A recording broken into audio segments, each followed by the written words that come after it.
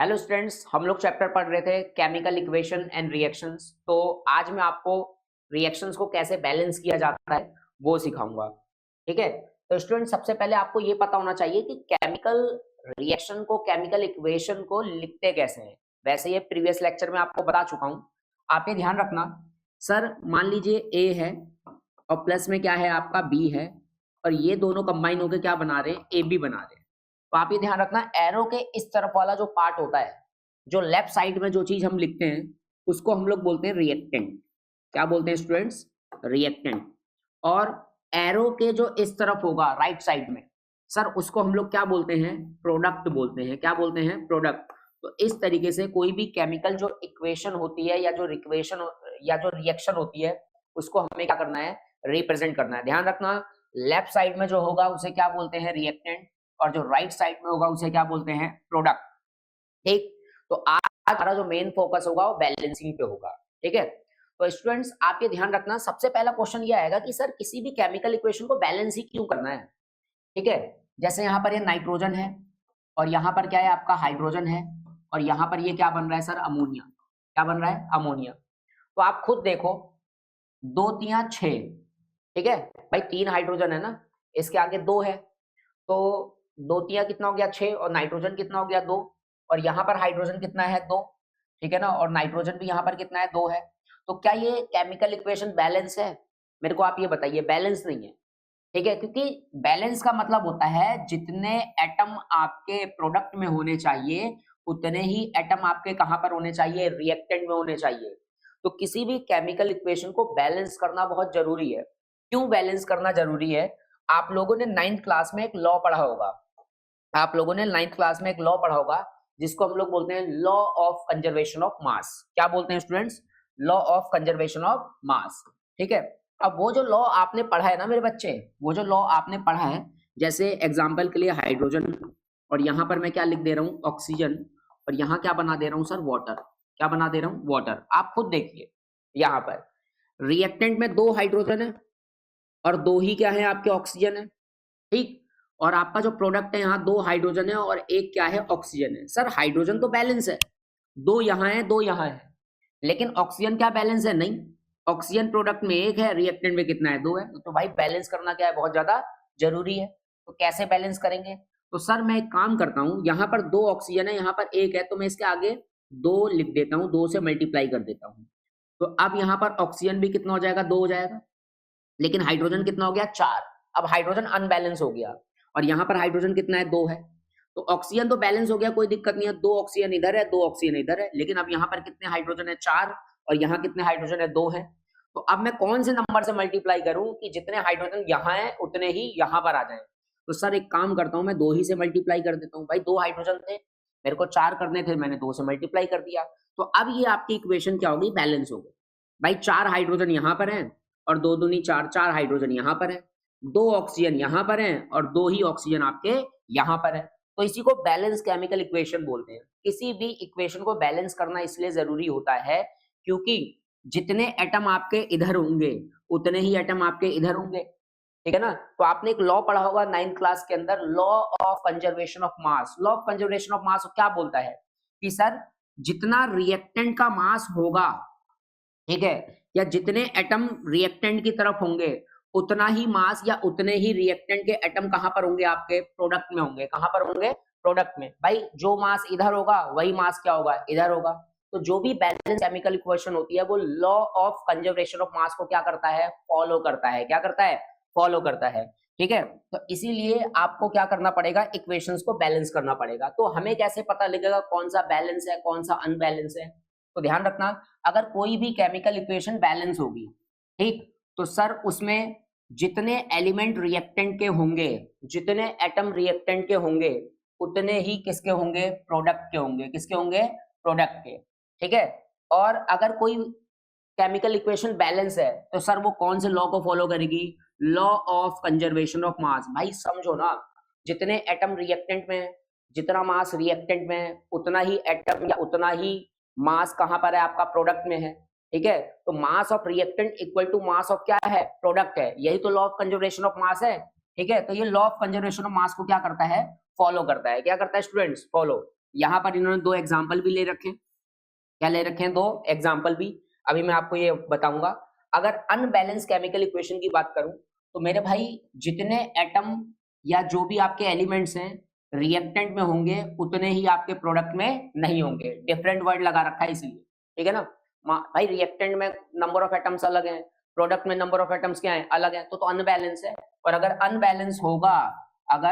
Unbalance होगा तो क्या वो law of conservation of mass को फॉलो करेगा? नहीं करेगा, ठीक है ना। तो ध्यान रखना, law of conservation of mass को फॉलो नहीं करेगा। Law of conservation of mass को फॉलो करेगा क्या? फॉलो नहीं करेगा, ठीक है ना। डज नॉट क्या स्टूडेंट्स? फॉलो, ठीक है। तो ये चीज है, तो आपको ये दो पॉइंट्स ध्यान रखना है, पहला पॉइंट और दूसरा पॉइंट। बैलेंस केमिकल इक्वेशन में नंबर ऑफ एटम जितने आपके रिएक्टेंट में होंगे उतने ही किसमें होंगे? प्रोडक्ट में होंगे। अनबैलेंस में नंबर ऑफ रिएक्टेंट और नंबर ऑफ प्रोडक्ट में जो एटम्स होंगे वो क्या होंगे? डिफरेंट होंगे। बैलेंस वाला जो होता है वो law of conservation of mass को क्या करता है? फॉलो करता है। अनबैलेंस वाला law of conservation of mass को फॉलो नहीं करता है। एग्जाम्पल के लिए मैं आपको समझाता हूं और बढ़िया तरीके से। देखिए सर, ये आप इक्वेशन देखिए, जैसे यहाँ पर देखिए, ये बैलेंस केमिकल इक्वेशन है। कैसी है ये? Balance chemical equation. देखिए सर, यहाँ दो नाइट्रोजन है प्रोडक्ट में कितने नाइट्रोजन है? दो है। और यहाँ देखिए, यहाँ भी आपका कितने नाइट्रोजन है? N2। यहाँ भी दो नाइट्रोजन है। कितने नाइट्रोजन है? दो नाइट्रोजन, ठीक है, दिख रहा होगा। तो इसका मतलब जितने नाइट्रोजन प्रोडक्ट में उतने ही आपके कहाँ पर है? रिएक्टेंट में। अब इधर देखिए सर, 3 दूनी 6, तो 6 हाइड्रोजन आपके रिएक्टेंट में है। और यहाँ देखना, 2 3 6, तो 6 ही हाइड्रोजन आपके कहाँ पर है? प्रोडक्ट में। तो जितने नाइट्रोजन के एटम रिएक्टेंट में है उतने ही कहाँ पर है? प्रोडक्ट में है। जितने हाइड्रोजन के एटम रिएक्टेंट में है उतने ही कहाँ है? आपके प्रोडक्ट में है। तो ये क्या है? ये एक प्रकार की बैलेंस केमिकल इक्वेशन है। क्या है? Balance chemical equation. अब इस पे आते हैं, देखना जरा मेरे भाई, ये प्रोडक्ट है तो ये कार्बन है, तो यहाँ 2 कार्बन है। यहाँ पर कितने कार्बन है? 2 कार्बन। जरा देखना यहाँ पर रिएक्टेंट में कितने कार्बन है? 1 कार्बन। इसके आगे कुछ नहीं है तो 1 मानोगे, इसके आगे भी कुछ नहीं है, कितना मानोगे? 1 मानोगे, तो 2 कार्बन। तो 2 कार्बन यहाँ है, 2 कार्बन यहाँ है, मतलब कार्बन बैलेंस है। ऑक्सीजन देखते हैं, यहाँ पर 1 है तो 2 से मल्टीप्लाई तो 2 ऑक्सीजन। और यहाँ कितने ऑक्सीजन है भाई? 2 ऑक्सीजन है। तो इसका मतलब है 2 कार्बन इधर है, 2 ही कार्बन इधर है, 2 ऑक्सीजन इधर है, 2 ही ऑक्सीजन इधर है। तो जितने एटम इधर है उतने एटम इधर है, ठीक है ना। तो इसका मतलब ये जो इक्वेशन है कैसी है? बिल्कुल बैलेंस है। कैसी है? बैलेंस। अब देखना अनबैलेंस वाले को देखते हैं।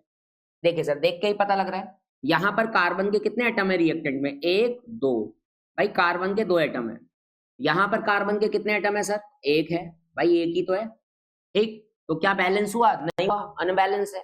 इसके बाद यहाँ देखना ऑक्सीजन के कितने एटम है? सर ऑक्सीजन के 2 एटम है, 1 2, 2 लिखा हुआ है ना। और यहाँ ऑक्सीजन के कितने एटम है सर? 1 ही है। तो क्या बैलेंस हुआ? नहीं हुआ। तो इसका मतलब ये इक्वेशन कैसी है? अनबैलेंस है। कैसी है? अनबैलेंस। अब इधर देखो, प्रोडक्ट में नाइट्रोजन के कितने एटम है? सर प्रोडक्ट में नाइट्रोजन के 1 एटम है। और रिएक्टेंट में देखना, रिएक्टेंट में आपका नाइट्रोजन का कितना एटम है? सर रिएक्टेंट में नाइट्रोजन के 2 हैं। दिख रहा है? ये 2 एलिमेंट हैं। कितने हैं? 2 एलिमेंट या एटम, जो भी आपको बोलना है आप बोल सकते हो, कोई दिक्कत नहीं है, ठीक। अब इसका मतलब है कि जितने नाइट्रोजन के एटम्स प्रोडक्ट में है क्या उतने रिएक्टेंट में है? नहीं है, ठीक है। इसके बाद यहाँ पर देखो, हाइड्रोजन यहाँ पर कितने हैं? 2 हैं। रिएक्टेंट में हाइड्रोजन कितने हैं सर? 2 हैं। प्रोडक्ट में देखो, प्रोडक्ट में हाइड्रोजन कितना है? 3। तो मेरे भाई ऐसा है, यहाँ पर रिएक्टेंट और प्रोडक्ट के क्या एटम बैलेंस है? नहीं है। तो इसी को हम अनबैलेंस केमिकल इक्वेशन बोलते हैं। क्या बोलते हैं? अनबैलेंस। जो बैलेंस केमिकल इक्वेशन है ना, ठीक है ना, ये law of conservation of mass को फॉलो करेगा। मतलब जितना मास रिएक्टेंट का होगा उतना प्रोडक्ट का भी होगा, ठीक है। या जितने एटम रिएक्टेंट में होंगे उतने ही क्या होंगे? प्रोडक्ट में होंगे। तो जाहिर सी बात है law of conservation of mass को क्या करेगा? फॉलो करेगा। भाई जितने एटम इधर हैं उतने एटम इधर हैं, तो जो मास इधर है वाले एटम का होगा उतना ही मास इधर भी, मास तो सेम आएगा, ठीक। तो अब मैं बेसिकली ये मैंने आपको बेसिक्स बता दिया। अब सीधा केमिकल इक्वेशन को क्या करते हैं? बैलेंस करते हैं। और ध्यान रखना बैलेंसिंग में जैसे एनसीईआरटी और जो बहुत सारे टीचर्स क्या करते हैं, डब्बा बनाते हैं, तो हम लोग डिब्बा नहीं बनाने वाले। तो कॉमन सेंस ही बात है यार कि अगर रिएक्टेंट में 2 एटम है, ठीक है, और प्रोडक्ट में 1 है, तो बैलेंस करने के लिए आप किससे मल्टीप्लाई करोगे? 2 से मल्टीप्लाई करोगे, ठीक है। रिएक्टेंट में मान लो 3 है और वहां पर क्या है? 1 है, तो बैलेंस करने के लिए किससे मल्टीप्लाई करोगे? 3 से मल्टीप्लाई करोगे, ठीक है। तो आपको डब्बा नहीं बनाना है, अगर आप डब्बा बनाओगे तो आपका 3-4 मिनट वैसे ही वेस्ट चला जाएगा। तो देख के ही आपको पता लग जाएगा, आप रिएक्टेंट को ध्यान से देखो और प्रोडक्ट को ध्यान से देखो और देखो कौन सा एटम है जो बैलेंस नहीं है, तो सबसे पहले उसको बैलेंस करो। अपने आप इक्वेशन बैलेंस होती जाएगी, आपको बहुत ज्यादा टेंशन लेने की जरूरत नहीं है, ठीक है। तो ये अभी मैं बता ही चुका हूं, जो बैलेंसिंग होती है केमिकल इक्वेशन की वो जरूरी होती है, ताकि जो law of conservation of mass है, जो law of conservation of mass है उसको क्या किया जा सके, फुलफिल किया जा सके। क्या किया जा सके, फुलफिल। पढ़ा भी होगा आपने, जब भी कोई रिएक्टेंट प्रोडक्ट में कन्वर्ट होता है तो जितना मास रिएक्टेंट का होता है उतना ही मास किसका होता है, प्रोडक्ट का होता है। ये लॉ वैलिड होता है, ठीक है ना। जब भी पूरा का पूरा रिएक्टेंट किस में कन्वर्ट होगा, प्रोडक्ट में, तो जो मास रिएक्टेंट का होता है वही मास किसका होता है, प्रोडक्ट का होता है। तो जब आप बैलेंस कर दोगे तो वो बिल्कुल जितना मास रिएक्टेंट का होगा उतना ही होगा, प्रोडक्ट का होगा। तो ये law of conservation of mass को फॉलो करेगा जब आप इसको बैलेंस कर दोगे। तो बैलेंस करके लिखना बहुत क्या है आपका, जरूरी है। अब लिखते हैं, कह रहा है हाइड्रोजन क्लोरीन और हाइड्रोजन क्लोराइड बना रहा है। क्या बना रहा है, हाइड्रोजन क्लोराइड।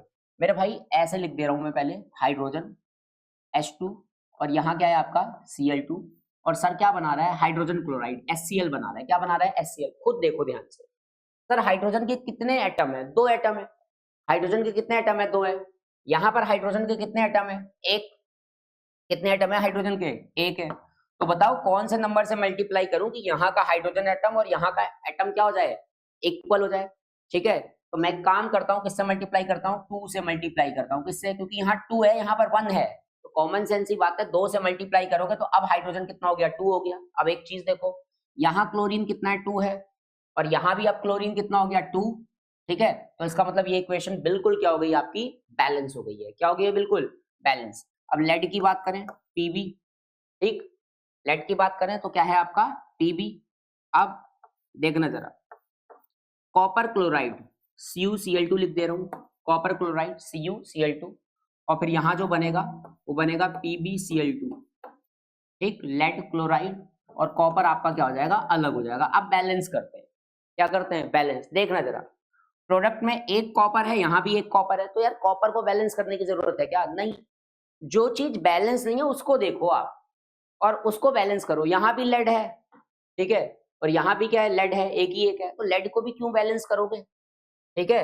और यहाँ पर आप देखो 2 क्लोरीन यहाँ भी है, ठीक, और यहाँ भी आपका क्या है, 2 क्लोरीन है।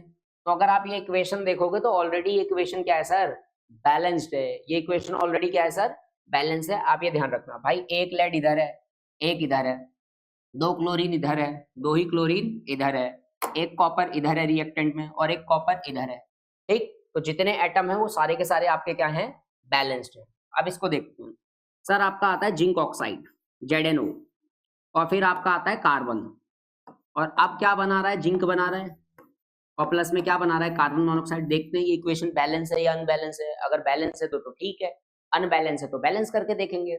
सर जिंक के कितने एटम है रिएक्टेंट में, 1। प्रोडक्ट में कितने हैं, 1। क्या जिंक को बैलेंस करने की जरूरत है, नहीं। कार्बन के कितने एटम है सर, 1। यहाँ भी कार्बन के कितने एटम है, 1। बैलेंस करने की जरूरत है क्या, नहीं। ऑक्सीजन का कितने एटम है, 1, और यहाँ पर कितने हैं, 1। तो यहाँ पर भी आपको बैलेंस करने की जरूरत नहीं है। ऑलरेडी आपकी इक्वेशन क्या है, ऑलरेडी आपकी इक्वेशन सर बैलेंस्ड है, तो आपको घबराने की जरूरत नहीं है, ठीक है। देखिए सर नेक्स्ट आगे बढ़ते हैं, देखना जरा। कह रहा है सर जो हाइड्रोजन गैस है, कौन सी गैस है, हाइड्रोजन।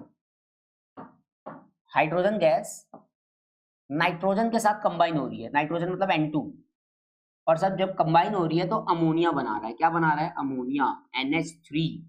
क्या बना रहा है, NH3। अब एक चीज देखो, यहाँ पर नाइट्रोजन 1 है, यहाँ नाइट्रोजन 2 है, यहाँ हाइड्रोजन 3 है, यहाँ हाइड्रोजन 2 है, तो यहाँ तो ना नाइट्रोजन बैलेंस है ना हाइड्रोजन बैलेंस है। तो आप अपने हिसाब से बैलेंस करो, ठीक है। तो मान लीजिए यहाँ नाइट्रोजन 2 है रिएक्टेंट में, प्रोडक्ट में कितने नाइट्रोजन है, 1। तो पहले नाइट्रोजन बैलेंस कर लो, या आपकी मर्जी है कुछ और कर लो, ठीक है। तो मैं पहले नाइट्रोजन ही बैलेंस कर ले रहा हूँ। तो यहाँ पर आप ये ध्यान रखना, मैं इसको मल्टीप्लाई कर रहा हूँ 2 से। किससे मल्टीप्लाई कर रहा हूँ, 2 से। अब 2 नाइट्रोजन हो गए, और यहाँ भी कितने नाइट्रोजन है, 2 ही है, ठीक है सर। अब देखो हाइड्रोजन रिएक्टेंट में 2 बचा, लेकिन प्रोडक्ट में हाइड्रोजन कितना हो गया, 2 3 6, 6 हो गया। तो 2 हाइड्रोजन है, ठीक है ना, और यहाँ पर 6 है, तो 2 को कौन से नंबर से मल्टीप्लाई करूं कि 6 यहाँ भी हो जाए। ठीक है ना। तो यहाँ पर किससे मल्टीप्लाई कर दे रहा हूँ सर, 3 से। अब आपकी इक्वेशन क्या हो गई है, बैलेंस। ठीक है, तो 3 दूनी 6 हाइड्रोजन यहाँ पर भी है, 2 तिया 6 हाइड्रोजन यहाँ भी है, 2 नाइट्रोजन इधर भी है, 2 नाइट्रोजन इधर भी है। ठीक है ना, तो आपको अब दिक्कत नहीं होगी। नेक्स्ट देखिए सर, हाइड्रोजन सल्फाइड। मुझे पता है बहुत सारे बच्चे ऐसे होंगे जिनको इक्वेशन ही नहीं लिख पाओगे।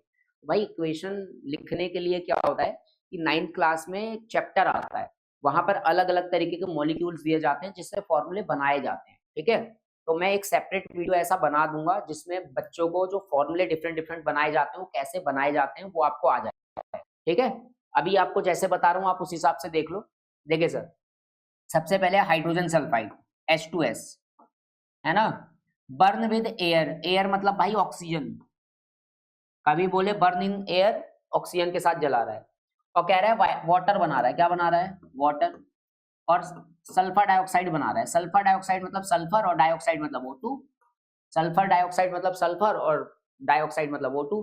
ठीक है, अब इसको करते हैं बैलेंस। क्या करते हैं इसको, बैलेंस। ध्यान से देखो सर, क्या 2 हाइड्रोजन यहां पर है तो 2 ही यहां पर है, तो मेरे हिसाब से अभी तो हाइड्रोजन बैलेंस मत करो। सर एक सल्फर इधर है तो एक सल्फर इधर भी है, तो मेरे हिसाब से सल्फर भी अभी बैलेंस करने की आपको जरूरत नहीं है। तो देखो क्या है ऐसा जो बैलेंस नहीं है। तो यहाँ पर रिएक्टेंट में 2 ऑक्सीजन है। कितने ऑक्सीजन है, 2। और यहाँ पर देखना 2 और एक 3। ठीक, प्रोडक्ट में 3 ऑक्सीजन है। प्रोडक्ट में कितने ऑक्सीजन है, 3 है। तो यहाँ पर 2 है, यहाँ पर 3 है। तो भाई इससे मल्टीप्लाई करूं कि ये सारा का सारा मामला क्या हो जाए, बैलेंस हो जाए, है ना। क्योंकि इधर 2 है इधर 3 है, 2 और क्या चल रहा है आपका, 3 चल रहा है। तो मेरे भाई ऐसा है कि अगर अगर मैं यहाँ पर 2 से मल्टीप्लाई कर दूं, किससे मल्टीप्लाई कर दूं, 2 से। देखते हैं अभी करके, है ना। तो कितने ऑक्सीजन हो गए, 4। कितने हो गए, 4। तो अब तो यहाँ पर कितने हो गए, 2 एक 3 ही हो गए। तो यहाँ भी मैं काम करता हूँ, 2 से ही मल्टीप्लाई कर देता हूँ। तो अगर मैं 2 से मल्टीप्लाई करूंगा तो 2 ऑक्सीजन इधर आ गया और 2 ही ऑक्सीजन इधर आ गया, 4। और 4 ऑक्सीजन यहाँ पर है ही है। अगर आप किसी क्वेश्चन में फंस रहे हो तो तुरंत सॉल्यूशन देखने की जरूरत नहीं है। ठीक है ना, नहीं तो आपका जो इंटेलेक्चुअल लेवल है, जो आपका दिमाग है वो डेवलप नहीं होगा। थोड़ा उसमें सोचना है ताकि आपके जो माइंड है वो थोड़ा क्या कर सके, शार्प हो सके, डेवलप हो सके। ठीक है, तो आप ये ध्यान रखना यहाँ पर जब आप कुछ प्लस माइनस या कुछ जब ऐड कर रहे होगे तो मे बी बहुत बार गलत भी होगा, लेकिन जब थोड़ा और अटेम्प्ट्स में बैलेंस करोगे और तरीका अपनाओगे तो तुरंत हो जाएगा। ज्यादा टाइम नहीं लगेगा, 1-2 मिनट में हो जाएगा। ठीक है, और जो डब्बे उब्बे बना रहे हो डब्बा ही बनाते रह जाएंगे। ठीक है, स्पून फीडिंग की जरूरत नहीं है, डायरेक्ट जो सही तरीका होता है इसी तरीके से करना होता है। 10वीं के बाद आप 11वीं में जाओगे, इसी तरीके से वहां पर बताया जाता है। ठीक है, वहां पर डब्बा उब्बा नहीं बनता है, आप डब्बा ही बनाते रह जाओगे और आपके साथ का बच्चा लपेट देगा पूरे क्वेश्चन को, तो दिक्कत हो जाएगी आपको। तो यहाँ पर 4 ऑक्सीजन और यहाँ पर भी कितना हो गया, 4 ऑक्सीजन। लेकिन आप देखो दिक्कत आ गई भाई, यहाँ पर 4 हाइड्रोजन हो गए और यहाँ हाइड्रोजन कितना है, 2। अब हाइड्रोजन भी बैलेंस करो। तो ठीक है, मैं इसको किससे मल्टीप्लाई कर दे रहा हूँ, 2 से। किससे मल्टीप्लाई कर दे रहा हूँ, 2 से। तो भैया 2 से जब मल्टीप्लाई कर दे रहा हूँ तो एक और आफत आ रही है। अब हाइड्रोजन भी बैलेंस हो गया, ठीक है ना, क्या बैलेंस हो गया, हाइड्रोजन भी। लेकिन अब मेरा ये जो सल्फर है, क्या है मेरा, सल्फर, ये कितना हो गया आपका, 2 हो गया। तो यहाँ सल्फर एक ही है, तो यहाँ भी इसको मैं क्या कर दे रहा हूँ, मल्टीप्लाई करके देख ले रहा हूँ। ठीक, तो अब आपका 2 सल्फर इधर हो गया, 2 सल्फर इधर हो गया। लेकिन अब अगेन वही ड्रामा, आपका ऑक्सीजन अनबैलेंस हो गया, 4 ऑक्सीजन इधर और 2 दूनी 4 और 2 6 ऑक्सीजन इधर। तो भैया मेरे को कुछ करना नहीं है, मेरे को कुछ करना नहीं है। ये जो 2 है ना, इसकी जगह में मल्टीप्लीकेशन में क्या कर दूंगा, 3 कर दूंगा। ये जो 2 है इसकी जगह में मल्टीप्लीकेशन में क्या कर दे रहा हूँ, 3 कर दे रहा हूँ। क्या कर दे रहा हूँ, 3 कर दे रहा हूँ। ठीक है, जैसे ही आप 3 करोगे तो अब आपका सारा क्या हो गया, बैलेंस हो गया। आप खुद ही वैल्यू रख के देखो, अपने आप आपको आइडिया लग जाएगा क्या रखना है क्या नहीं रखना, अपने आप हो जाएगा, कोई दिक्कत ही नहीं होगी। ठीक है ना, अब आप सोचोगे देखते ही खड़ाक हो जाए, ठीक है ना, तो वो इस तरीके से नहीं होता। बस आप रखोगे तो आपको खुद पता लगेगा, अच्छा ये बैलेंस है ये अनबैलेंस है, तो चीजें हो जाएंगी। तो आप खुद देखो, 4 हाइड्रोजन इधर है, 4 हाइड्रोजन इधर है, 3 दूनी 6, फिर 2 ऑक्सीजन और 2 दूनी 4, 6 ऑक्सीजन उधर है, 2 सल्फर इधर है और 2 ही सल्फर इधर है। ये आपका बैलेंस हो गया। क्या हो गया सर, आपका बैलेंस हो गया। ठीक है, दिक्कत तो नहीं है। देखना जरा इसको जरा, हाइड्रोजन प्लस में क्या है आपका, ऑक्सीजन, और आपका क्या बन रहा है, H2O। क्या बन रहा है, H2O। इसको बैलेंस कर सकते हो। देखिए सर 2 हाइड्रोजन है, उधर भी 2 है, बैलेंस करने की जरूरत नहीं है। 2 ऑक्सीजन इधर है, इधर कितना है, 1 है। तो अब 2 इधर है, 1 इधर है, तो किससे मल्टीप्लाई करूं, 2 से।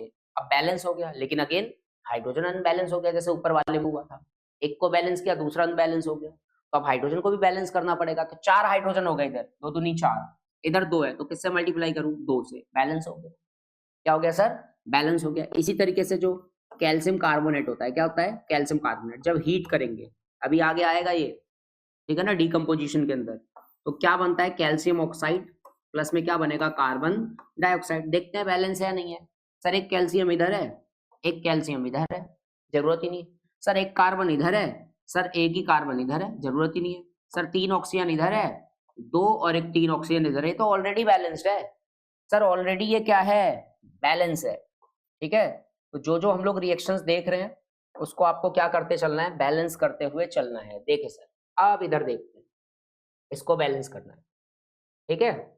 इसको बैलेंस करना है, इसको ध्यान से देखना मेरे भाई। ऐसा है, अगर आप देखो, एक कैल्शियम इधर है, एक इधर है, तो बैलेंस करने की मेरे हिसाब से जरूरत ही नहीं है।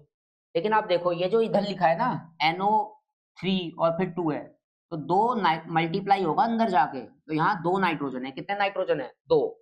तो जब 2 नाइट्रोजन है और यहाँ कितना नाइट्रोजन है, 1 है, तो पहले नाइट्रोजन को बैलेंस करो ना। पहले किसको बैलेंस करो आप, नाइट्रोजन को बैलेंस करो। किसको बैलेंस करो, नाइट्रोजन को। ये अंदर जाके मल्टीप्लाई होगा, तो ये जो अंदर NO3 लिखा है ना, ये जो आपका ये NO3 लिखा है, ऐसे 2 मल्टीप्लाई, ये अंदर जाके मल्टीप्लाई होगा। एक्चुअली ये 2 नाइट्रोजन और 6 ऑक्सीजन है, तो पहले इसको बैलेंस करो नाइट्रोजन को।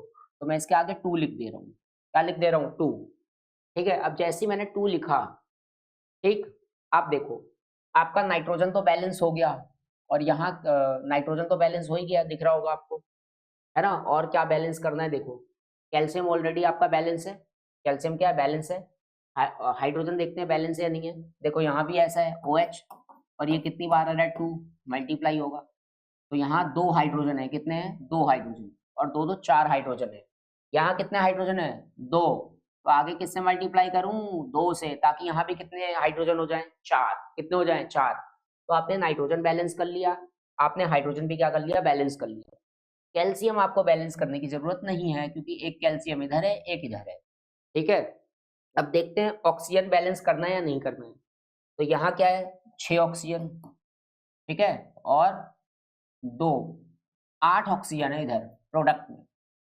प्रोडक्ट में कितने ऑक्सीजन है, 8। अब इधर देखना, 2 3 6, और यहाँ 2 से मल्टीप्लाई, तो यहाँ भी 2, तो यहाँ भी 8 ऑक्सीजन है। तो यहाँ इसका मतलब है ऑक्सीजन को बैलेंस करने की जरूरत नहीं है, ठीक है ना। ऑक्सीजन भी आपको बैलेंस करने की जरूरत नहीं है, ठीक है। अब आगे बढ़ते हैं, देखना सिंपल है, आपको बस देखना है और आइडिया लग जाएगा आपको क्या करना है क्या नहीं करना। देखिए, यहाँ सोडियम 1 है, यहाँ सोडियम कितनी बार है, 2 बार। पहले मैं इसको एक बार ऐसे लिख दे रहा हूँ ताकि दिक्कत ना हो आपको। NaOH प्लस में क्या है, H2SO4। सर फिर मैं एरो बना रहा हूँ, और एरो बना के Na2SO4 है, और फिर प्लस में H2O है। क्या है, H2O है, ठीक है। बोलो भाई, समझ में आ रहा है। इधर देखो, 2 नाइट्रोजन, 2 सोडियम सॉरी इधर है, ठीक है। यहाँ कितना है, 1 सोडियम है, तो आगे किससे मल्टीप्लाई करूँ, 2 से, ताकि बैलेंस हो जाए। क्या हो जाए, बैलेंस हो जाए, ठीक। अब सोडियम तो मैंने बैलेंस कर दिया, सोडियम क्या कर दिया, बैलेंस। देखते हैं हाइड्रोजन बैलेंस है या नहीं है। हाइड्रोजन बैलेंस है नहीं है, देखना जरा, ये रहा हाइड्रोजन, तो 2 आगे है, तो कितना हाइड्रोजन हो गया, 2, और यहाँ भी 2 हाइड्रोजन, कितना हो गया, 4, और यहाँ तो भाई 2 ही हाइड्रोजन है, तो आगे किससे मल्टीप्लाई करूँ, 2 से, तो हाइड्रोजन भी बैलेंस। क्या बैलेंस है, हाइड्रोजन भी। आप देख लो, जो बैलेंस नहीं है बस उसको मल्टीप्लाई करो, अपने आप बैलेंस हो जाएगा, ठीक है ना। और बैलेंस करके मान लो कोई दूसरा बैलेंस हो रहा है, तो उसको भी आप मल्टीप्लाई करके बैलेंस ही कर दोगे, कोई दिक्कत नहीं है। यहाँ साफ दिख रहा था यार, 2 सोडियम इधर है, 1 इधर है, तो 2 से मैंने मल्टीप्लाई कर दिया। फिर जब मैंने मल्टीप्लाई किया, फिर मैंने देखा कि सर जो हाइड्रोजन है वो कितने हैं आपके, 2 और 2 4, तो मैंने इसको भी बैलेंस कर दिया, ठीक है ना। अब आपको सल्फर देखना है, सल्फर देख लो, 1 सल्फर इधर है, 1 इधर है। आप हाइड्रोजन देखना चाहते हो, हाइड्रोजन तो बैलेंस हो गया। ऑक्सीजन देख लो कितने हैं, 4 ऑक्सीजन इधर है, ठीक, और 2 ऑक्सीजन इधर है, कितने हो गए, 6 ऑक्सीजन। कितने हो गए, 6। अब इधर देखना, 4 ऑक्सीजन इधर है, ठीक है, और 2 ऑक्सीजन इधर है। ये 1 है ना, तो 2 से मल्टीप्लाई करो तो 6 ऑक्सीजन इधर और 6 ही इधर, तो आपको बैलेंस करने की जरूरत नहीं है। सोडियम को आपने बैलेंस किया, अपने आप ये बैलेंस हो गया, उसके बाद आपने हाइड्रोजन को बैलेंस किया, अपने आप आपकी इक्वेशन क्या हो गई सर, बैलेंस हो गई। क्या हो गई, बैलेंस। अब सर इसको देखते हैं, देखने देगा, बैलेंस करने की जरूरत है भी नहीं, देखते हैं। एक सोडियम इधर है, एक इधर है, जरूरत ही नहीं। एक सिल्वर इधर है, एक सिल्वर इधर है, भैया जरूरत ही नहीं है। एक क्लोरीन इधर है, एक क्लोरीन इधर है, जरूरत ही नहीं है। NO3 इधर है, NO3 इधर है, भैया ये इक्वेशन ऑलरेडी क्या है, बैलेंस है। ये इक्वेशन ऑलरेडी क्या है, बैलेंस है। अब इस चैप्टर में हम जब आगे बढ़ेंगे तो बहुत सारी ऐसी केमिकल इक्वेशन उठाएंगे जो अनबैलेंस होगी, उसको करवाते रहेंगे। लेकिन जो तरीका है वो मैंने आपको बता दिया, इस तरीके से आपको क्या करना है, बैलेंस करना है। ठीक है, इस तरीके से केमिकल इक्वेशंस को क्या करना है, बैलेंस करना है। जैसे एक आध दो और एग्जांपल ले लेता हूँ। हाइड्रोजन प्लस में आपका I2 और यहाँ आपका क्या बना दे रहा हूँ, HI। क्या बना दे रहा हूँ, HI, है ना। अब इसको बैलेंस करना है, तो आपने देखा सर दो हाइड्रोजन यहाँ पर है और एक हाइड्रोजन यहाँ पर है, तो मेरे को बैलेंस करने के लिए क्या करना पड़ेगा बताओ। ठीक, मैं क्या कर रहा हूँ, 2 से मल्टीप्लाई कर दे रहा हूँ। अब आप देखो, 2 ही आयोडीन यहाँ पर है और 2 ही आयोडीन यहाँ पर है, 2 से मल्टीप्लाई करने के बाद पूरा इक्वेशन ही क्या है, आपका बैलेंस है। इसको अगर मैं रिवर्स लिख दूं, ऐसे मान लो, ऐसे लिख दे रहा हूँ रिवर्स, H2 प्लस में क्या आ जाएगा आपका I2। देखो 2 हाइड्रोजन इधर है, इधर एक है, तो मैं 2 से मल्टीप्लाई कर दे रहा हूँ ताकि हाइड्रोजन बैलेंस हो जाए। तो 2 हाइड्रोजन भी हो गया, 2 आयोडीन भी हो गया, और इधर भी कितने आयोडीन है, 2 ही है, तो आपको जरूरत ही नहीं है। ऑलरेडी आपकी इक्वेशन क्या है सर, बैलेंस है। ऑलरेडी आपकी इक्वेशन क्या है, बैलेंस है। ठीक है, ऑलरेडी आपकी इक्वेशन क्या है, बैलेंस है। देखिए सर, अमोनिया है, क्या है, अमोनिया। अमोनिया को हीट करके तोड़ रहा हूँ, ये जो ट्रायंगल का साइन है, ये हीट का साइन है, तो आपका बन गया नाइट्रोजन, रिवर्स लिख रहा हूँ, और ये क्या हो गया आपका हाइड्रोजन। करवा चुका हूँ, फिर से बैलेंस कर रहे हैं। ठीक, रिएक्शन को रिवर्स कर दिया है। तो अब यहाँ देखो, एक नाइट्रोजन है, और अगर आप यहाँ देखोगे तो 2 नाइट्रोजन है, तो आगे किससे मल्टीप्लाई कर दूं, 2 से, ताकि नाइट्रोजन बैलेंस हो जाए। नाइट्रोजन हो गया बैलेंस, लेकिन कितना हो गया, 6 हाइड्रोजन, यहाँ पर कितना है, 2, तो किससे मल्टीप्लाई कर दूं, 3 से, ये भी बैलेंस हो गया, आपको जरूरत ही नहीं है। ठीक है, ये भी आपका क्या हो गया, बैलेंस। चलो एक और चीज बताता हूँ, जैसे मीथेन है, CH4 को मीथेन बोलते हैं। सर ऑक्सीजन के प्रेजेंस में जला दो, और जैसे ऑक्सीजन के प्रेजेंस में किसी भी हाइड्रोकार्बन को जलाते हो, हाइड्रोकार्बन मतलब ऐसा कंपाउंड जो हाइड्रोजन और कार्बन से मिलकर बना होता है, तो जब भी किसी हाइड्रोकार्बन को जलाते हो तो कार्बन डाइऑक्साइड और वाटर बनता है। कार्बन डाइऑक्साइड क्या बनता है, वाटर बनता है।